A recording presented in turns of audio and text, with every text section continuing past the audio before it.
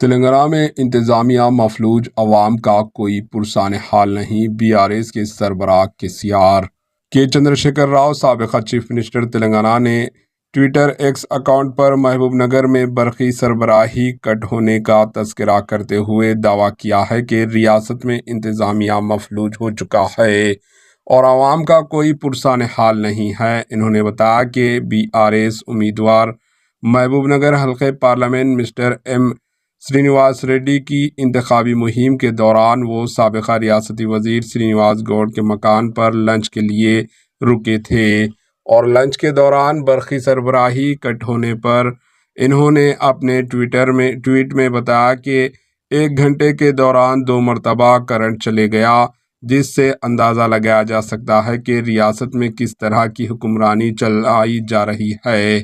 KCR نے بتایا کہ انہوں نے جب دریافت کیا تو سابق ارکان اسمبلی نے انہیں بتایا کہ دن بھر میں روزانہ 10 مرتبہ کرنٹ چلے جاتا ہے اور اب اس کی عادت پڑتی جا رہی ہے۔ سابق چیف منسٹر KCR نے ریاست میں برسر اقتدار کانگریس حکومت کو ناکام ثابت کرنے کے لیے برقی سربراہی کی کٹوتی کیے جانے کا کافی قرار دیا اور کہا کہ عوام بالخصوص دانشوروں کو یہ حکومت کی کارکردگی کا جائزہ لینا چاہیے۔ سابق چیف منسٹر KCR کے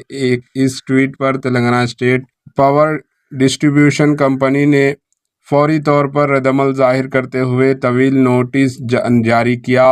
اور کہا سابق چیف منسٹر کی جانب سے کیے جانے والا دعویٰ بے بنیاد ہے، کیونکہ محبوب نگر میں جس وقت کی بات کی جا رہی ہے اس وقت برقی سربراہی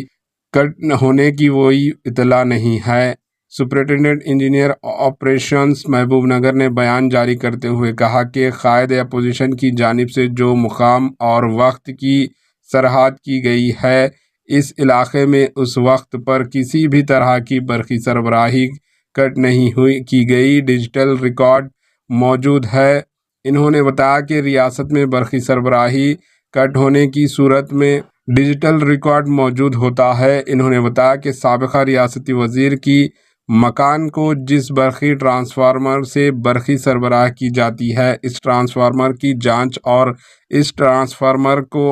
برسرے برقی سربراہ کرنے والے سب اسٹیشنوں کے علاوہ میٹر ریڈنگ کے بعد وہ کہہ رہے ہیں کہ سابق چیف منسٹر KCR کی جانب سے کیے جانے والا دعویٰ جھوٹ پر مبنی ہے۔ Bureau report AHN news.